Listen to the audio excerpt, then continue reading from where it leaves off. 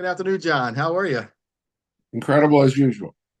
Awesome. Thank you for joining me on the Q.A.C. team podcast this afternoon. Let's get started and tell our audience a little bit about who you are and what you do. Well, I have a long story. I've been in business for 56 years, long before you were thought of.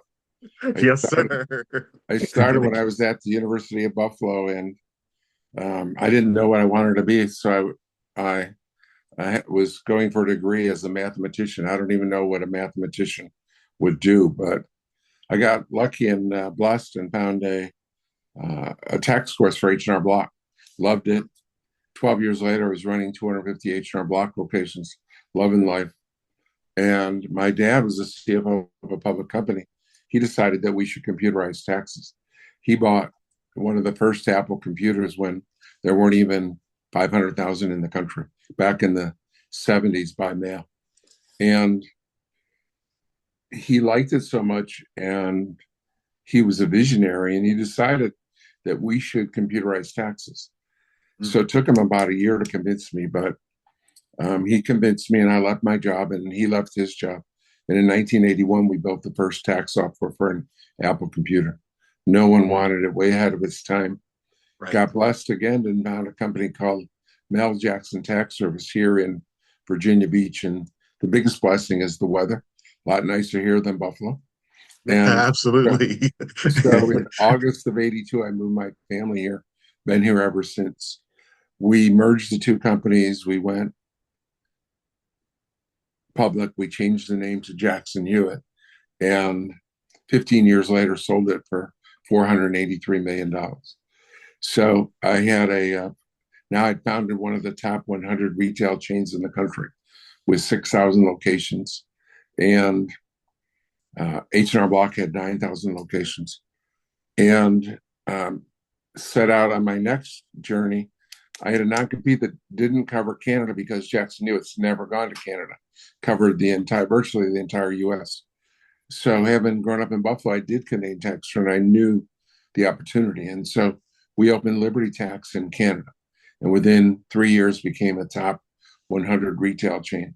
So now I built one of the top 100 chains in both countries. And in 2000, when my non-compete ended in the United States, we came back, and now I had to compete against my own name, my own people, my own system, my own software. And yet, not only did we grow faster than Jackson Hewitt, we grew faster than them and H&R Block combined. We opened 4,000 offices in 12 years, top 10 best growing franchisor ever. My second top 100 franchise chain in the United States. Again, my second public company, worth $500 million, sold my stock. And now, recently, we've started Loyalty Brands. And Loyalty Brands, we have 8 different franchisors, and we focus on 3 things. Number one is tax and accounting, and I just started my 56th tax season. So I call myself kindly the great grandfather of tax, and because I am literally a great grandfather 5 times over. But also, our second division is construction, led by our roofing and solar and siding. And then the fastest growing is pets. The pet business is exploding. We have 3 different companies. Our number one company is already largest in the country, and it's just less than 4 years old. It's already largest in its space. It's mobile pet grooming. It's called Zoom and Grooming. So we have that's where we are. That's my 56 years in 5 minutes or less. Yeah. What an amazing story, right?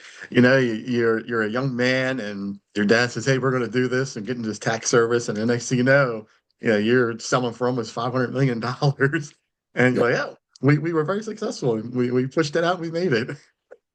twice. And now they Yeah. say third time's the charm. Now this is the third time, so that we'll have done that.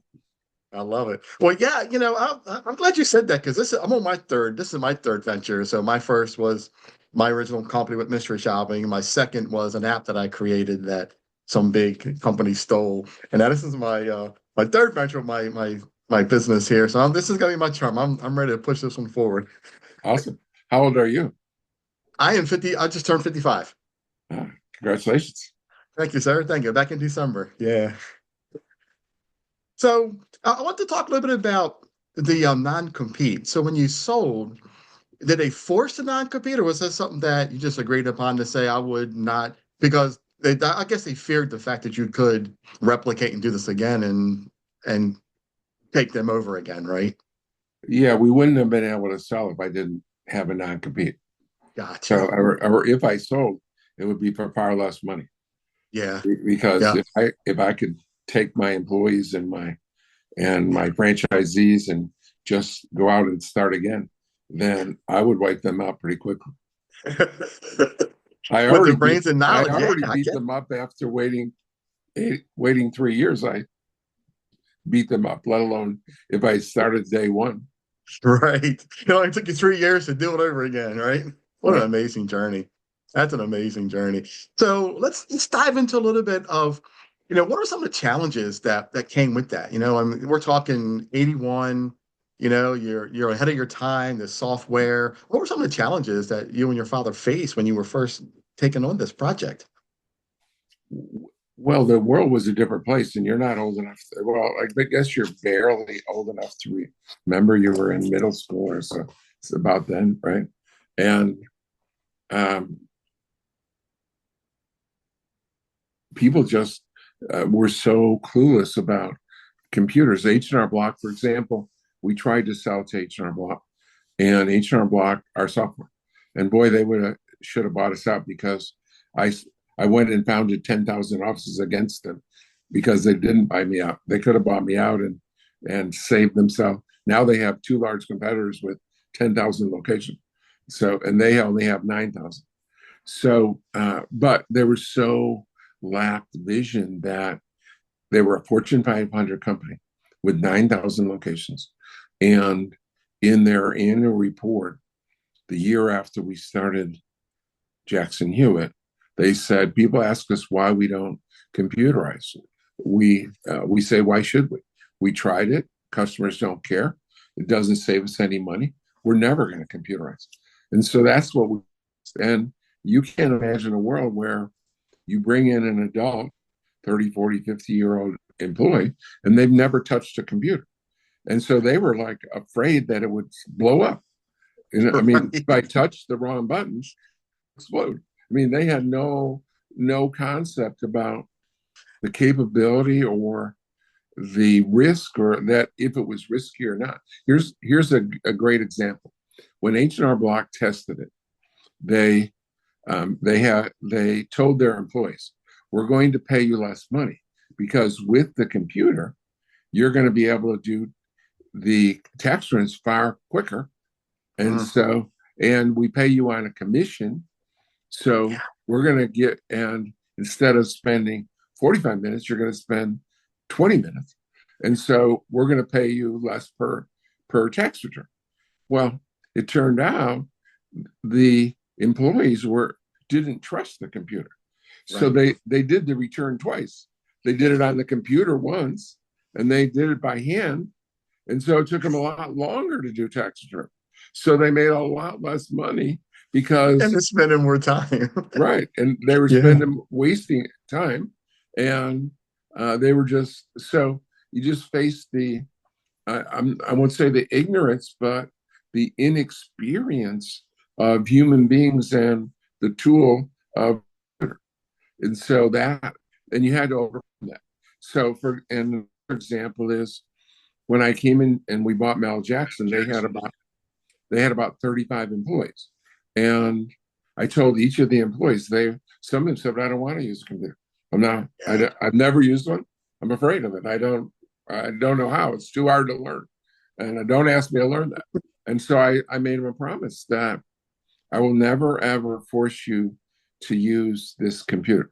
You can continue to do them by hand because in a service business, customers are coming back looking for the same preparer. If Right. you lose the preparer, you lose business. Yeah. And so the first year, only about a third of the experienced preparers would use the computer. And Yeah. then, but I required every new preparer who didn't have a customer base, Mm. every new preparer had to use the computer.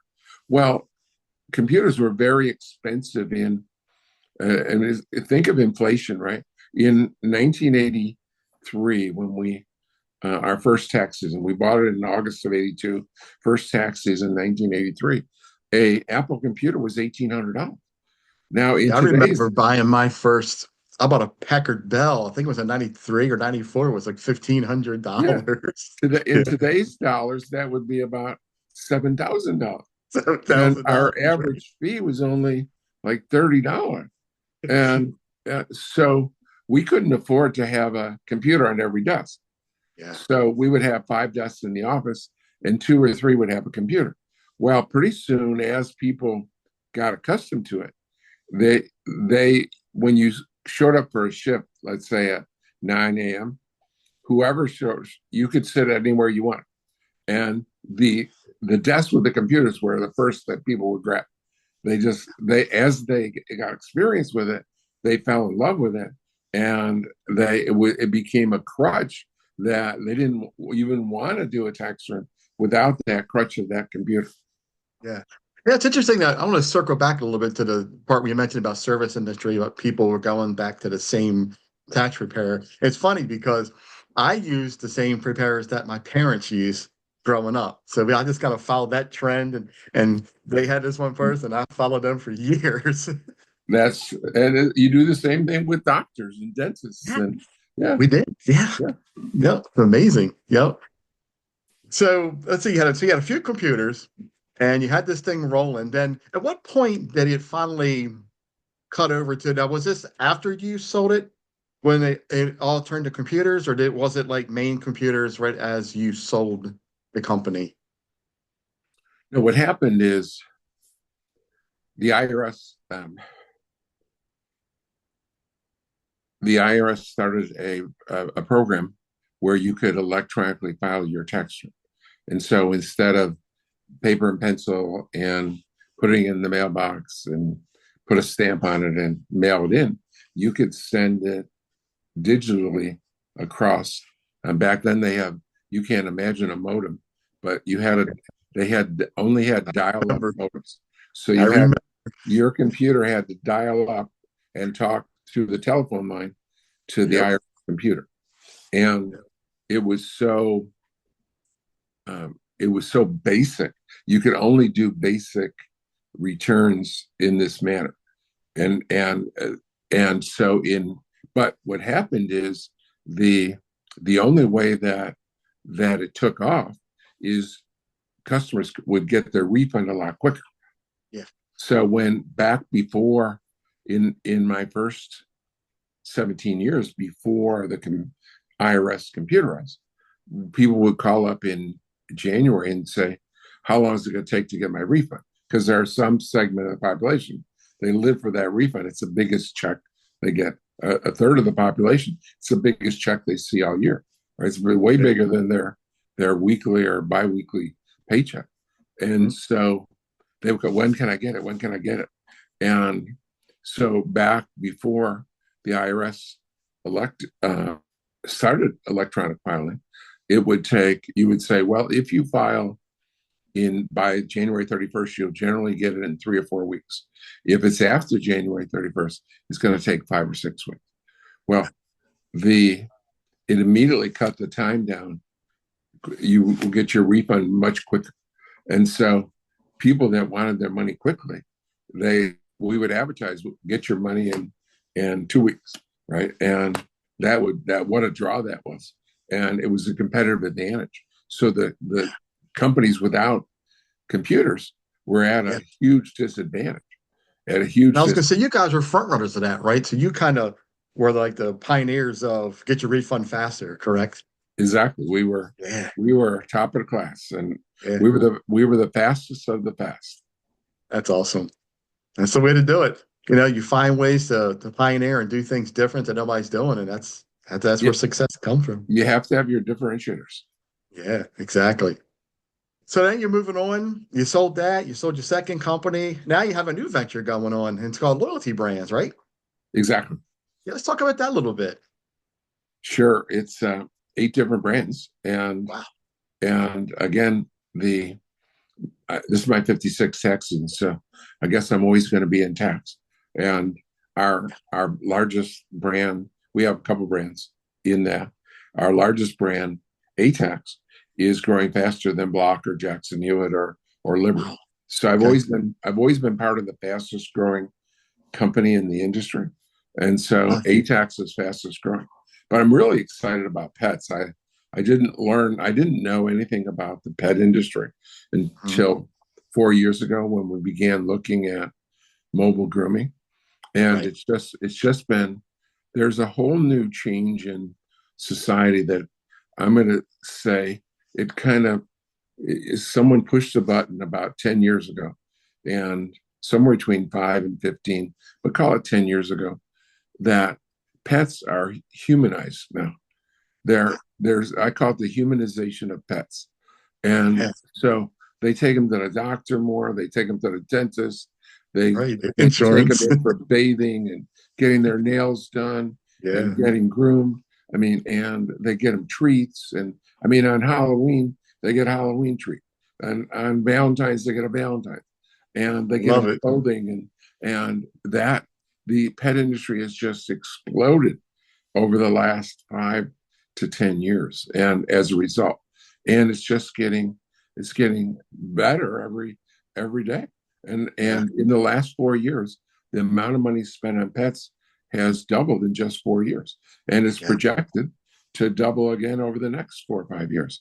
So it's I've been in this plodding industry, albeit recession proof, because you got to file your taxes. But it grows by 1% a year. Okay. And so I've been in this plotting industry for 56 years, and it grows Yeah. by 1% a year. And One now I'm in percent an in 56 industry, years. now I'm in an industry that's growing by 15 to 20% a year. Wow. And I don't have, there's no H&R Block. There's Yeah. no McDonald's. There's no Yeah. Subways. There's no Pizza Hut. There's no Yeah. branding. Yeah. So we're already not only are we already number one in number of bands and territories in the country, but we'll be a household name. Yeah. There's no one that I chased H&R Block since 1982, Yeah. and they have 9,000 offices. I only got Jackson Hewitt to 6 and Liberty to 4, but I am number one in mobile grooming and will be forever. Yeah. I was going to say that because I can't remember ever, unless I was under a rock all my life, I've never seen a franchise mobile grooming service. They're always, entrepreneurs who have just one van as themselves going around and grooming. I've never seen this model. This is impressive. No one's ever done it well.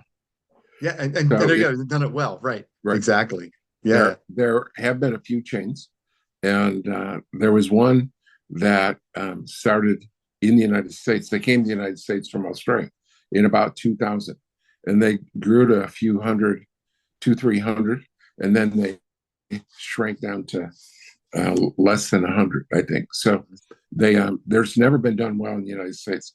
So we brought our expertise in our team. The reason we call it loyalty brands is I have so many people that are loyal to me that have been with me for so long. I have I have 20 people that have been with me 25 years or more. So, and some of them all the way back to Jackson Hewitt, 30, Wow. 35, 36, 38 years ago. Yeah. So Come up in 40 years. That's impressive. Yeah. there, Yeah. if you look at the experience of our management team, no one has anywhere near in any franchise system Yeah. the experience. I've been doing this 56 years, Yeah.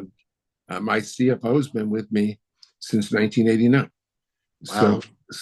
And my CMO has been with me since 1988. I mean, Wow.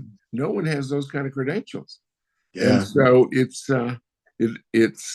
you know this they say, Charles, that people that are the most successful have made the most mistakes. So between my group, we've made more mistakes than any by far more mistakes than you'll ever be able to replicate. And so, and you can't, as a franchisee, you can't invent a mistake because we've either seen it or most often made it for you. So we make all the mistakes in advance. I don't know how much of your career you've been involved in franchising, but our job is to make the mistake and take the mistakes out Right. and give you, okay, that's not going to work. That's not going to work. This is what works. Here's the Right. yellow brick road. Get on the yellow brick road. Yeah. And it's interesting, right? Because as you talk about that, one of the things about growing a business is how fast can you make the mistakes and correct those mistakes that you find, because that's how you become successful so fast is make those mistakes. And once you find them and fix them, then you're on to success, correct? If you're not making mistakes, you're not doing anything. Yeah. Yeah, I'll make 100 mistakes a day. I'm pushing through. Is that, well, good. It turns Well, out to be a good thing. yeah, right. So, tell me one of the couple of top challenges that you faced when you were looking at this on mobile grooming service. What we were looking for is a working model. When you start a franchise war, the most important thing that you have is a working model. So we had to find a working model and the working model has to be replicable, and it has to be replicable by, I'm not going to say ordinary, but normal people. In my career, I brought in 5,400 people. Some of them are incredibly great marketers. Some are the worst marketers on the planet, or some are great at accounting. Some are half of them can't do their own accounting. They can't balance their bank account. And so you have people of all different skill sets, all different experience. So it has to be a Bible model. It has to be replicable. And part of being a Bible model is it has to be in an industry that has a future. I mean, Yeah, some things are just fads, right? That right. come in and out of business, and you got to be careful of that within fitness, for example. I Right. remember back at the turn of the 21st century, Curves. There was a women's franchise called Curves, and boy, it grew incredibly quickly because it was very inexpensive and it was for women only. And it just was, I mean, I had only time in my life, I had three of my former employees or franchisees call me and said, "What do I think about this new concept?" And then it just collapsed. And Yeah. now the hottest thing is Pilates. Pilates. Right. Yeah. Some of my ex franchisees bought a business called I Love Kickboxing, and kickboxing was hot for a while.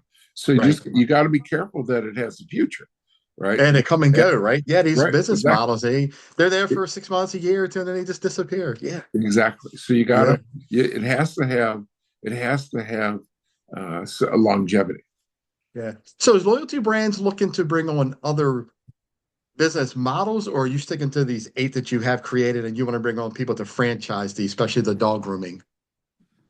We we will bring in other models, but we're sticking to our three concepts: tax Okay. and accounting, construction, and pets. And I'm really excited today about pets. So Yeah. we're going to what we're actively looking for is more pet businesses Okay. because our mobile vans are very successful and our franchisees are very happy, but we have a database of hundreds of thousands of pets owners, and some of them are gonna. We just are starting a newest one is picking up poop in backyards. It's amazing that that's a very viable business, very Oh, profitable business, and you that's don't need amazing. to you don't need to have a you don't need to be a groomer or a high school education, or you just need to go into a backyard and pick up poop, and then you spray the yard to get rid of toxic. Actually, Toxins. dog poop turns out is toxic, so you spray the yard and you don't need a fancy vehicle. I mean, our Yeah. grooming vans are beautiful, and they cost almost $100,000. Yeah. But It's you can amazing. you can have a little pickup truck and a can and put the poop in. Yeah. And take care of it, right? Right. Exactly. So, Yeah. and then we have a storefront grooming also. So, yeah, we're going to test everything in grooming to see if it can be a good add-on for our franchises. Like Right.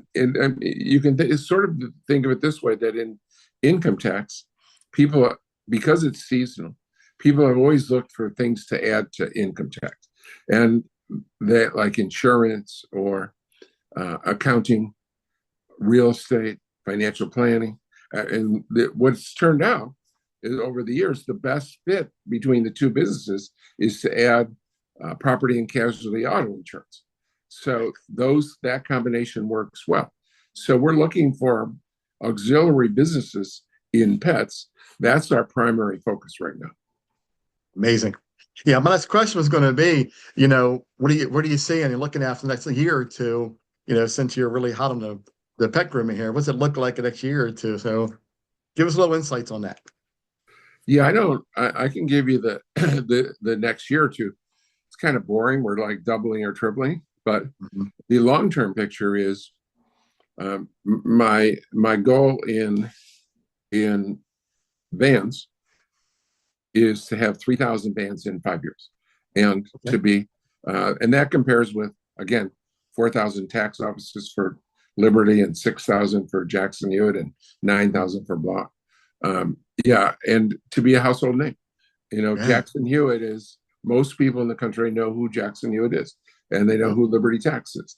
And Yeah. most people in this country, especially pet owners, virtually 80% of the pet owners in this country within 5 years will know the name Zoom and Grumman and will be a household name. Love it. So if somebody wants to come on board, how do we reach out to you? How do we contact you to be a franchisee? They they can contact any of our brands, or they can contact us at loyaltybrands.com. And if any of Awesome. your viewers or listeners want, they can get a free copy of my book. There's a link on loyaltybrands.com to get a free copy of my book, I Compete. Yeah, so give us a quick overview of this book. Yeah, I think it's an autobiography of building two huge companies. No one's ever built two of the top 100. So it's a auto a view of that. It's an overview of that. But I think that one thing that stands out that I didn't realize when I was writing it is, and many people have said, I like the fact that you admit making errors and you Yeah. talk about overcoming adversity. And I guess I didn't realize it, but other people's autobiographies, talk about their successes all the time. I guess, and I am very, I talked about how I learned my lessons. I learned lessons over the years, and I have about 25 or the lessons that are unique, I think, that I came up with. And I talk about the mistake I made or the adversity that I had to overcome to learn that lesson. Gotcha. Yeah, you sent me the link to that. I'll put that link into the show notes to everybody. So anybody watching this, they want to grab a copy of your book. I'm definitely gonna pick it up myself. I'm very interested in reading it. As I looked over the information, looked at loyalty brands, I was really impressed. When I saw the mobile grooming, that's what stuck out most to me. And I was hoping that you would talk, touch on that more, and then here you are, you're talking like that's your number one. That's the thing you want to see fire out, and that's good because where I live here in Maryland, I have never seen a franchise grooming company like that. It's always, like I said, it's always been, mom and pop entrepreneurs just got an old van and they're cutting away and grooming away. So it's We impressive. just had two people in training in December that already have four, that within 2 months or a month have had, they've got four vans up and going in the northwest of Baltimore. Baltimore? They were both close to each other. Yeah, but we're all over the state. One of our best fans in the country is in Frederick. We're down in Montgomery County. Yeah. We're we're over in near Annapolis. We're all over there. Yeah, Maryland's about our fourth or fifth best state. Wow, that's But but impressive. all of this has happened in the last 12 months. Gotcha. That's impressive. Awesome. Well, John, thanks a lot for coming on. It's been a great interview. I really appreciate it. It's been a lot of fun. Very knowledgeable. I thank you for the history of where you started and where you're headed now. And thank you so much again for coming on. And I hope you have a great rest of your day. Thank you. It's my pleasure. Great Thank you, job. John. Thank you. Take care, Talk buddy. to you again, hopefully. Yes, sir.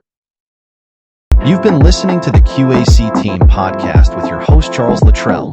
Connect with us on the web at qacteam.com, TikTok at QAC Team, Facebook and Instagram at QAC.team. Thanks for your support.